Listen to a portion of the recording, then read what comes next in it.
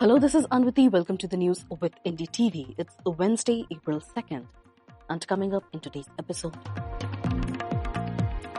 Parliament to decide the fate of Waqf Amendment bill today. DMK boss MK Stalin writes to Prime Minister Modi requesting a meet regarding delimitation. India retaliates as Pakistan army opens fire at the line of control today. And India and other nations brace for impact as Trump's Liberation Day tariff dawns.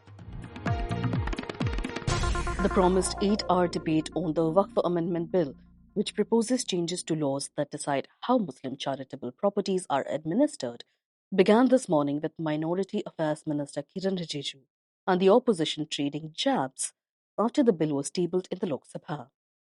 Mr. Rijiju began with jabs at the Congress, claiming the party had made questionable changes to Waqf laws when in power, including the denotification of 123 major buildings given to the Waqf. The Congress-led UPA government, he said, would have given the parliament to Waqf if not stopped. The Lok Sabha later witnessed a banter between Union Home Minister Amit Shah and Samajwadi chief Akhilesh Yadav after the latter fired a barb at the ruling BJP for its delay in electing a party president. Addressing the House during the debate on Waqf Amendment bill, Akhilesh Yadav said BJP was facing infighting as leaders compete to prove who is the worst Hindu. Quote, I'm not saying this just like that. The party, which claims to be the world's largest party, could not elect its national president, unquote. Pointing to the opposition benches, the Home Minister then said, quote, all the parties here have to elect their national president from among 5 people of the family.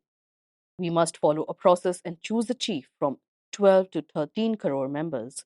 So it takes time, unquote. Mr. Shah said, drawing a big cheer from BJP MPs. Samajwadi Party chief responded with a smile and added, the yatra held a few days back. Was it a yatra to mark the 75-year extension? The remark was widely seen as a reference to the 75-year age retirement rule for senior BJP leaders, an unwritten rule, and Prime Minister Narendra Modi is turning 75 this year. Mr. Yadav said the land where China has set up villages is more important than Waqf land. The government must guarantee that no Waqf land would be used for any other purpose, he added.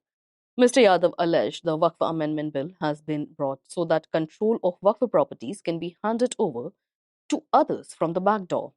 Quote, they want Muslims to feel cornered and BJP gets an opportunity for polarizing politics, unquote, he alleged. Meanwhile, Mr. Rijiju's opening statements were rebutted by Congress's Gaurav Gogoi, who first accused Mr. Rijiju of making misleading statements and labelled Waqf amendments as an assault on the constitution. Mr. Gogoi also questioned the government over a contentious provision that donations can only be made by a Muslim who has been practicing their faith for at least 5 years. The Congress leader said that it is a sad situation when the government takes on itself to issue religious certificates. Quote, today the condition of minorities has become such that the government will give a certificate of their religion. Will they ask for certificates from other religions also? Whether they have completed 5 years? Why is this being asked of Muslims? Why is the government interfering in religion? In his lengthy rebuttal to Mr. Rijiju, the Assam leader began by accusing the union minister of making misleading statements, which earned him a reprimand from Om Birla, the Speaker of the House. He continued his attack and said, this bill is an assault on the constitution. Quote, the aim is to dilute the constitution, defame and disenfranchise minorities, divide Indian society. Mr. Gogoi also pointed out the Minority Affairs Minister did not mention this bill in 4 meetings of its parliamentary committee in 2023, a year before the amendments were suddenly tabled. Following last week's hotly debated discussion on delimitation, Tamil Nadu Chief Minister MK Stalin has sought a meeting with the Prime Minister days after DMK leader hosted a meeting of top opposition leaders to discuss their strategy against the proposed delimitation of parliamentary seats. In a letter dated March 27th, which he shared in public only this morning, Mr. Stalin said he has requested a meeting with PM Modi along with MPs from various parties to present a memorandum on delimitation, which arises from their concerns that southern states would lose representation in the parliament due to their success in population control. Mr. Stalin said the March 22 meeting on the Joint Action Committee on Fair Delimitation brought together top leaders of the country, including chief ministers and their deputies and leaders from diverse political ideologies.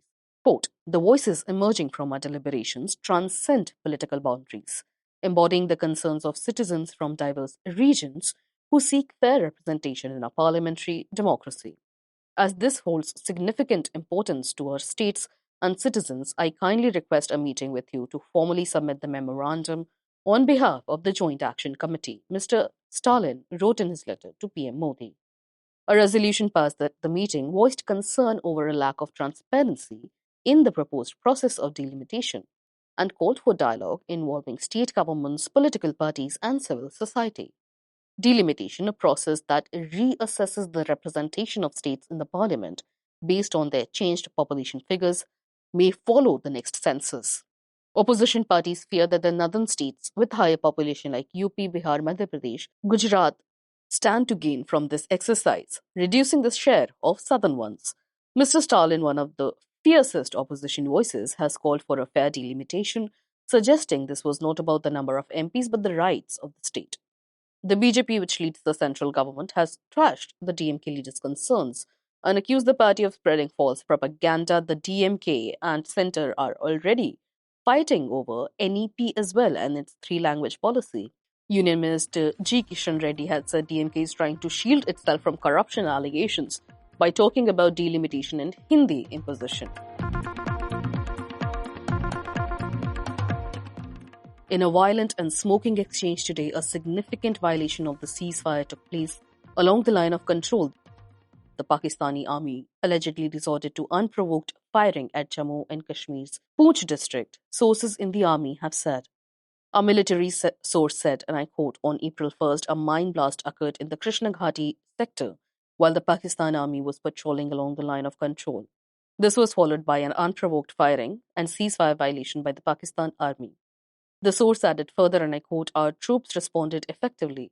The Indian army continues to dominate the line of control. The situation is now under control, unquote. No casualties were reported in the incident. The Indian army has reiterated the importance of upholding the tenets of understanding between the two countries. Director Generals of Military Operations to maintain peace along the line of control. The incident comes as a repeat of the February report of Pakistan's army's latest excursion into the Indian territory beyond the line of control, where officials reported that the enemy forces suffered heavy casualties, although the Indian army neither confirmed nor denied the report. In their 2021 meeting, top officers of the two sides agreed to address concerns that may lead to violence. Both sides have agreed to all agreements, understandings, and ceasefire along the line of control. US President Donald Trump's Liberation Day tariffs will be imposed today, April 2nd, as he is about to unleash his sweeping global tariffs amid fears that equity markets could go down on a whirlwind and force countries to take emergency measures. It will most likely result in an all-out trade war, many experts believe. The world could see an economic meltdown due to Trump's reciprocal tariffs. That is a possibility. Another possibility is that this could essentially be the Third World War that many anticipated could arise from the conflicts in West Asia or Europe.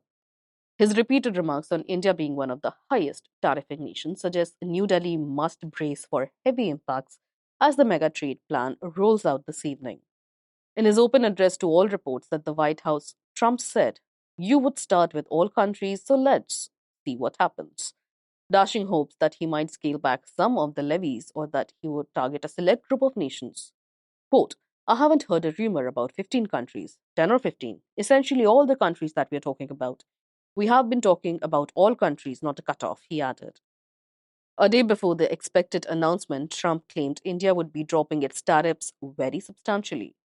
I think a lot of countries will drop their tariff because they have been unfairly tariffing the United States for years. I think I heard that India, just a little while ago, is going to be dropping its tariffs very substantially. I said, why didn't somebody do this a long time ago? He asked. Hours before that, the White House said India imposes 100% levy on American agricultural products. You have a 100% tariff from India on American agricultural products, White House Press Secretary Caroline Leavitt said, holding up a chart with tariffs levied by countries. Trump has repeatedly labeled his Liberation Day, quote unquote, April 2nd, Tariff Day, that the levies will free United States from its reliance on foreign goods. Trump appeared to substantially expand his tariff plans, insisting that all countries would be targeted. India and the US have decided to hold sector specific talks in the coming weeks to finalize the structure of the proposed bilateral trade agreement. Commerce Minister Piyush Goyal has said discussions are progressing well and will be good for both nations while protecting India's interests. The Sensex and Nifty tanked on Tuesday, with the fall being driven by the uncertainty over the impact of Trump tariffs. The Sensex fell 1390.41 points, or 1.8%, to settle at 76024.51. Last week, Trump announced a 25% tariff on all auto imports and similar tariff on steel and aluminum, which was implemented in March. Many countries have also vowed to retaliate against US tariffs if needed. European Union Chief Ursula von der Leyen said the bloc still hopes for a negotiated solution, but all instruments are on the table to hit back if necessary. Quote, "We are open to negotiations," the European Commission told a European Parliament session, "but we have a strong plan to retaliate if necessary." China, Japan, and South Korea, which are largely seen as enemies of one another in terms of trade and region, have also jointly agreed to respond to US tariffs, a social media account affiliated with Chinese state broadcaster CCTV said. The comments came after the three countries held their first economic dialogue in 5 years. On Sunday, news agency Reuters reported. The White House on Tuesday said that Trump's Liberation Day tariffs will take effect immediately after they're announced. Quote, "My understanding is the tariff announcement will come tomorrow. They will be effective immediately," and quote, Press Secretary Yadav said. That's all for today. You were listening to the news with NDTV, your daily newspaper and TV bulletin wrapped in a compact podcast. If you want to catch up with the day's events in a hurry, do remember to subscribe to the News with NDTV on Apple, Spotify, and the NDTV News app. This is your host Anriti, signing off.